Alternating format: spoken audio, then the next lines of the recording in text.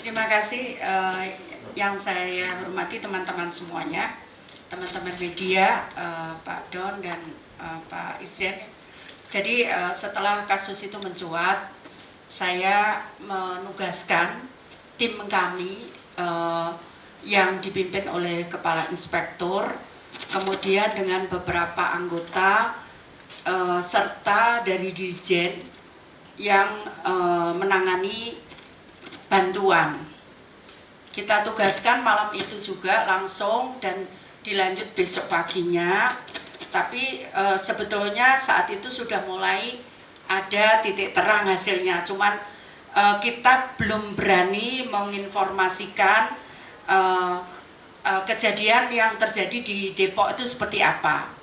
Nah, yang perlu kami sampaikan adalah yang pertama, tadi saya juga mendengar dari Pak Menko, karena memang kasus itu terjadi sebelum saya, jadi saya harus mereview pekerjaan tahun yang saya belum tahu. Nah, Pak Menko cerita bahwa saat itu memang saat pembagian ini nanti mungkin detailnya yang kita lakukan dari Kementerian Sosial, Pak Inspektur yang jelaskan, tapi overview-nya adalah tadi saya ketemu dengan Pak Menko menyampaikan saat itu bahwa karena saat itu pengiriman bantuan beras itu dilakukan oleh Bulog ya Pak? Dilakukan oleh Bulog. Nah kemudian di perjalanan itu pengirim bantuan itu barangnya itu kehujanan. Barangnya kehujanan sehingga saat itu diputuskan menurut Pak Menko diputuskan untuk diganti beras itu. Mereka harus mengganti karena meskipun kita tidak tahu kualitas beras itu seperti apa, tapi dia sudah kehujanan. Gitu perjanjiannya katanya, kata beliaunya. Nah, sehingga kemudian digantilah beras itu. Beras itu diganti. Memang saya ingin menyampaikan kepada teman-teman, jangankan sebanyak itu, di kami yang selama saya ada di Menteri, satu orang aja tidak terima, dia komplain. Apalagi sebanyak itu, pasti banyak yang komplain saat itu kalau tidak terima. Itu artinya memang kemudian diganti sepertinya. Pak tadi sampaikan diganti karena saat itu dikoordinasikan untuk mereka mengganti karena kan kehujanan pada saat pengiriman itu diputuskan untuk diganti seperti itu kira-kira. Nah detail yang kita lakukan dan katanya sudah ada keterangan bahwa memang diganti oleh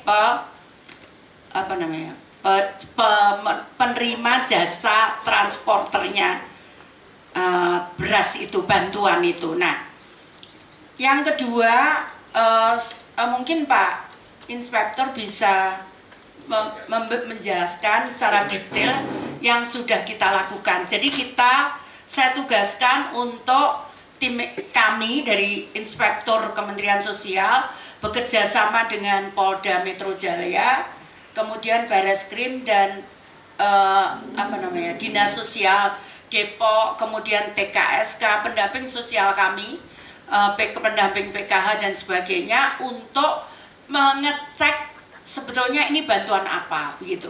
Karena saat itu kan masih simpang siur. Nah, silakan Pak. Silakan Pak Inspektur. Mohon izin Bu Menteri, baru saya sampai dari Depok, habis dari lapangan juga di lokasi penimbunan rekan-rekan media. Jadi kondisi yang tadi saya datangi itu kondisinya bau sekali, bau telur busuk dan segala macam. Jadi kalau dilihat dari kondisi yang ada, ini sebenarnya bukan bantuan beras saja, tapi ada tepung, ada telur. Baru saya baru sampai ini. Nah, tadi kami akhirnya mencocokkan terkait dengan bantuan beras itu sendiri.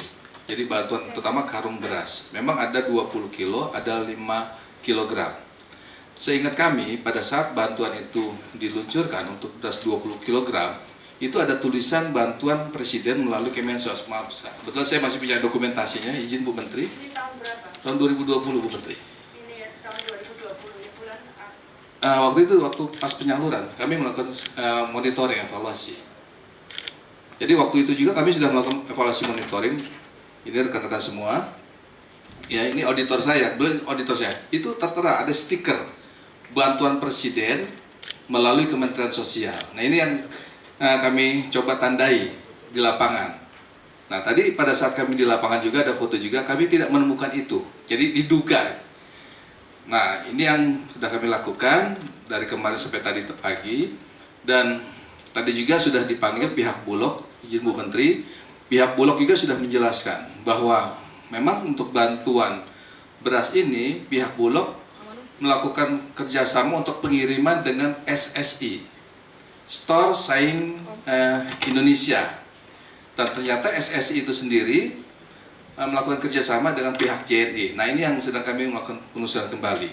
Tapi untuk jenis bantuan itu sendiri, sebenarnya kalau lihat dari kondisi yang ada, dari yang kami lakukan pada saat evaluasi dulu, ini kita sudah berlabel. Ada bantuan presiden melalui Kementerian Sosial. Tadi tidak ditemukan. Jadi ini saya bacakan ya, ini yang dibuat oleh Pak Eka, kepolisian yang dilaporkan ke saya, karena saya memang buat dua tim, yang satu timnya Kemensos, ini untuk mengumpulkan selain nanti kalau misalkan dibutuhkan administrasi administrasi kan inspektor harus tahu gitu. Jadi inspektor saya tugaskan, kemudian ada tim juga yang saya minta dengan kepolisian, tapi hasilnya hampir sama. Jadi tadi betul, jadi beras tersebut sudah disiapkan melalui proses pemenang oleh lelang PT DNR. Beras tersebut sebelum diambil oleh APC sudah standby di gudang Bulog yang berlokasi di Pulau Gadung. Pengambilan beras atas izin dari vendor, jadi PT DNR. Jadi JNE atas izin DNR karena dia kerjasama mengambil dari Bulog di Pulau Gadung.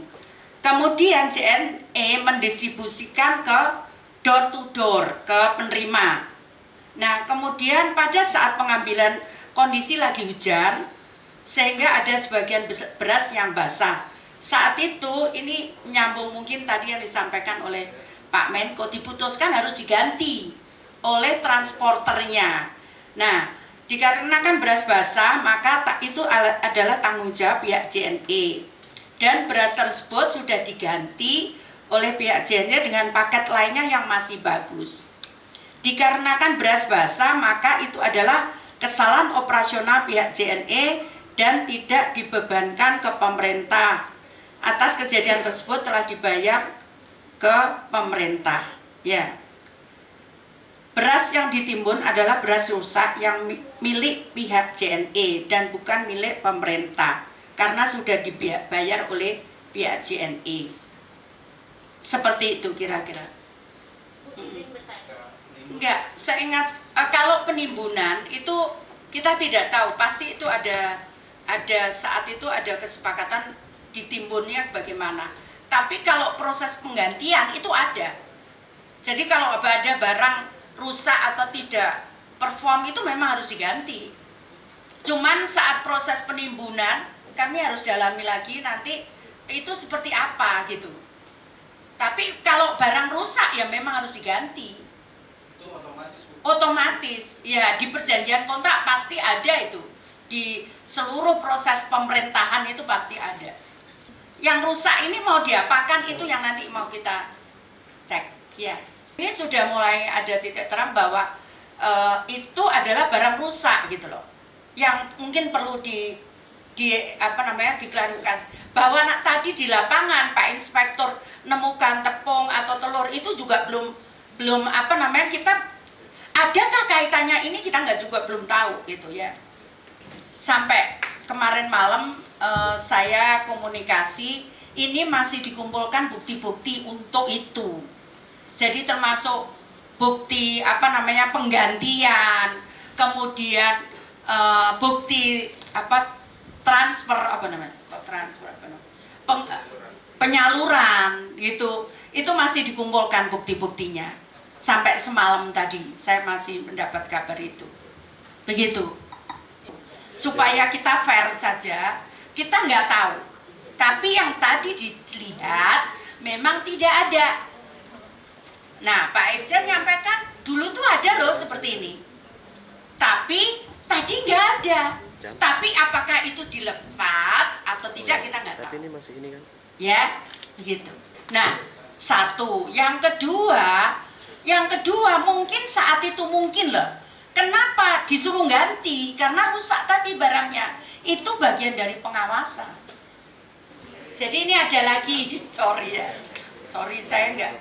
Jadi bulan Agustus sampai dengan Oktober 2020 itu ada bantuan 15 kg per KPM untuk 10 juta KPM PKH.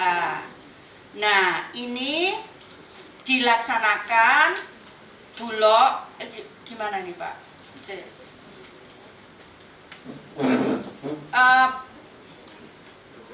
Penugasannya dari Kemensos kepada Bulog. Penyalurannya Perum Bulog ke KPM oleh transporter. Nah, transport mana punya DNR mah? DNR ini. Jadi transporternya tadi yang 15 kg untuk 10 juta itu transport Bulog, transporternya Bandagara Reksa dan PT DNR Dos Niroha.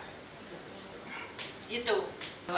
Untuk pengawasan itu memang harus bisa menangani seluruh mata rantai.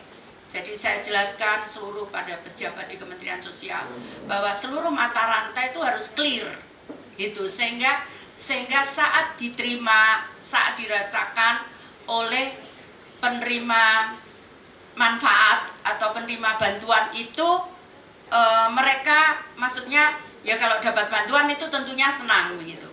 Nah proses ini yang sekarang terus terang itu yang paling berat saya melakukannya di Kementerian Sosial itu.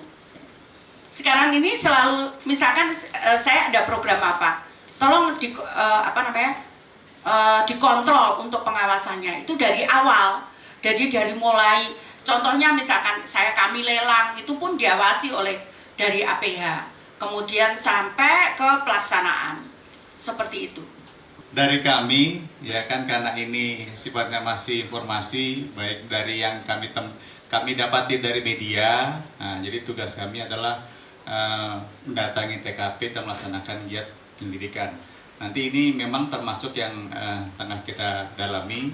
Ya kembali kan saya mau ke teman-teman mohon bersabar nanti kalau misalkan nanti ada rilis mungkin rilis dari Barreskrim ataupun dari Bitumas dari Polda Metro ataupun dari Satgas Pangan itu.